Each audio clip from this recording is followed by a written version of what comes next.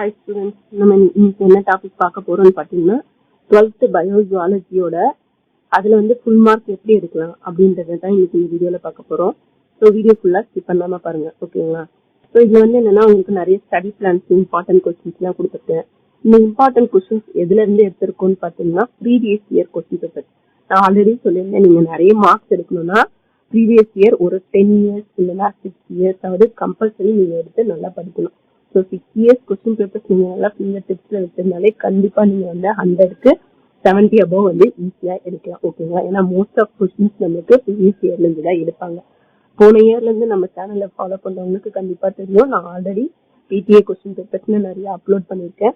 அது தெரியாதவங்க கண்டிப்பா அதை டவுன்லோட் பண்ணி அதுல இருக்க எல்லா கொஸ்டின்ஸும் நல்லா தரவு பண்ணிக்கோங்க. ஸோ இப்போ நிறைய இது உங்களுக்கு ரெடியூஸ் ஆயிருக்கு. ஸோ ரெடியூஸ் ஆனதுக்கு அப்புறம் என்னென்ன இருக்கோ அந்த கொஸ்டின்ஸ் மட்டும் நல்லா தரவா படிச்சுக்கோங்க, ஓகேங்களா?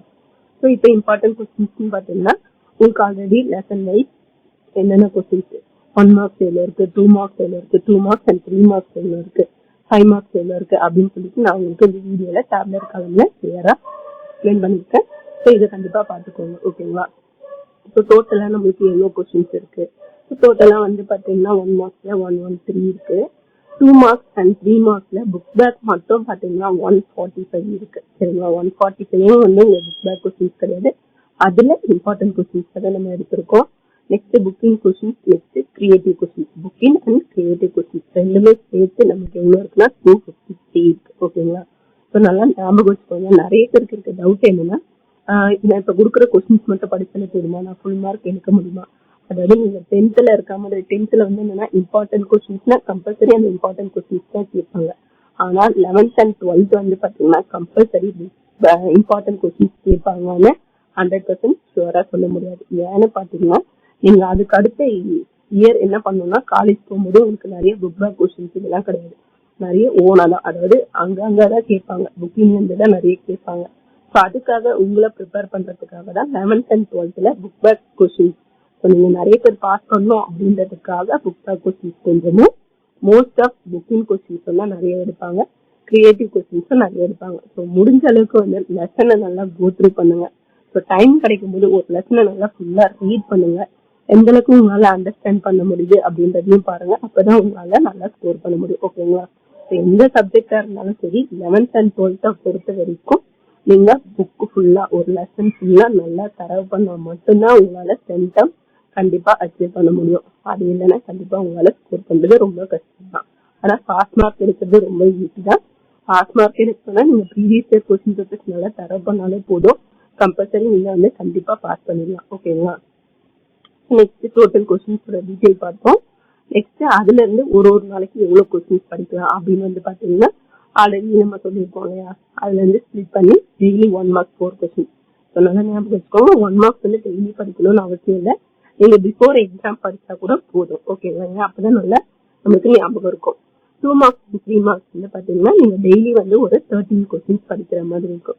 ஸோ 13 கொஸ்டின்ஸ் நீங்க டெய்லி கம்பல்சரி ஸ்டடி பிளான் படி ஃபாலோ பண்ணா 1 monthly நீங்க இந்த ஸ்டடி பிளானை கம்ப்ளீட் பண்ணிட்டு ஜுவாலஜில நீங்க வந்து நல்ல மார்க் ஸ்கோர் பண்ணலாம், ஓகேங்களா? ஸோ 100க்கு கண்டிப்பா நீங்க 90 marks கிட்ட ஸ்கோர் பண்ணலாம், சரிங்களா? ஸோ உங்களுக்கு வந்து ப்ராக்டிக்கல்லாம் இருக்கும், அது தனி. ஸோ அது இல்லாம நீங்க கண்டிப்பா ஓரளவுக்கு 75% மார்க் எடுக்க அது உங்களுக்கு ரொம்ப ஹெல்ப்ஃபுல்லா இருக்கும் இந்த பீரியட், ஓகேங்களா? ஸோ 5 marks டெய்லி நீங்க ஒரு 5 marks படிச்சாலே போதும். ஸோ அதே போல ஆல்ரெடி நான் சொன்ன மாதிரி PTA கொஸ்டின் பேப்பர்ஸ் நான் உங்களுக்கு நிறைய அப்லோட் பண்ணிருக்கேன், மாடர்ன் கொஸ்டின் பேப்பர்ஸும் நிறைய நான் உங்களுக்கு அப்லோட் பண்ணிருக்கேன் ஆல்ரெடி. ஸோ அது தெரியாதவங்க நான் கீழே டிஸ்கிரிப்ஷன்ல கொடுக்குறேன், அதுல இருந்து டவுன்லோட் பண்ணிக்கோங்க. ஸோ வீக்லி ஒன்ஸ் ஒரு கொஸ்டின் பேப்பர் டெஸ்ட் கம்பல்சரி எழுதுங்க, அது உங்களுக்கு ரொம்ப ஹெல்ப்ஃபுல்லா இருக்கும். டெய்லி மார்னிங் ஆல்ரெடி நம்ம சொன்ன மாதிரி ரீடிங் ப்ராக்டிஸ் கண்டிப்பா இருக்கணும். ரீடிங் ப்ராக்டிஸ்னா டெய்லி கொஸ்டின்ஸை நீங்க ரீட் பண்றது, நைட்டு வந்து ரிவிஷன், நீங்க என்ன படிச்சீங்க இன்னைக்கு காலையில அப்படின்றத ஜஸ்ட் மைண்ட்ல நீங்க வந்து ஸ்கிரீன்ல ஸ்லைட் சொல்லுவாங்க இல்லையா, ஸ்லைட் ஷோ மாதிரி நீங்க என்னென்ன படிச்சீங்க அதுல என்னென்ன வந்துச்சு அப்படின்றத ஸ்லைட் ஷோ மாதிரி லைட்டா மூவ் பண்ணி பார்த்தாலே போதும், ஓகேங்களா? ஸோ இந்த மாதிரி நீங்க பிளானை ஃபாலோ பண்ண கண்டிப்பா உங்களால ஃபுல் மார்க் அச்சீவ் பண்ண முடியும். அந்த இம்பார்ட்டன்ட் கொஸ்டின்ஸ் என்னென்னு பாத்தீங்கன்னா இதுல இருக்க கொஸ்டின்ஸ் தான் உங்களுக்கு இதுலயே வந்து கிரியேட்டிவ் கொஸ்டின்ஸ் தனியா, இம்பார்ட்டன்ட் கொஸ்டின்ஸ் தனியா, புக்கிங் கொஸ்டின்ஸ்னு எல்லாமே இருக்கு, வித் ஆன்சர்ஸோட இருக்கு, சரிங்களா? ஏன்னா நிறைய பேருக்கு வந்து ஆன்சர்ஸ் கிடைக்கலன்னா ரொம்ப கஷ்டமா இருக்கும், கொஸ்டின் மட்டும் கொடுத்துட்டா. அதனால மோஸ்ட்லி ஆன்சர்ஸோட தான் இருக்கு. அந்த கொஸ்டின்ஸ் எல்லாம் எந்த இயர்ல கேட்டிருக்காங்கன்றதும் இதுல மென்ஷன் ஆயிருக்கு. அதனால எல்லாமே கிளியரா படிச்சுக்கோங்க. நீங்க என்ன ஆன்சர்ஸ் இவ்வளவு நாள் ஃபாலோ பண்ணீங்களோ அதே ஆன்சரை ஃபாலோ பண்ணி படிங்க. ஆன்சர்ஸ் தெரியல அப்படின்ற பட்சத்துல மட்டும் இதுல இருக்க ஆன்சர்ஸை நோட் பண்ணிக்கோங்க. ஓகேங்களா? இம்பார்ட்டன்ட் பாயிண்ட்ஸ் எதுனா இருக்குன்னா அதெல்லாம் நோட் பண்ணிக்கோங்க. டயக்ராம்ஸ்லாம் ரொம்ப இம்பார்ட்டன்ட். அந்த டயக்ராம்ஸ் எல்லாமே நோட் பண்ணிக்கோங்க.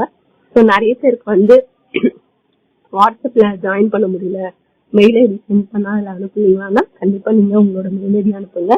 நான் உங்களுக்கு இந்த பிடிஎஃப் கண்டிப்பா சென்ட் பண்ணுவேன். ஓகேங்களா? இப்போ வேணும்ன்றவங்க உங்களோட மெயில் ஐடி அனுப்புங்க, இல்லைன்னா குரூப்ல சென்ட் பண்ணிக்கோங்க. நான் உங்களுக்கு குரூப்ல சென்ட் பண்றேன். ஓகேங்களா?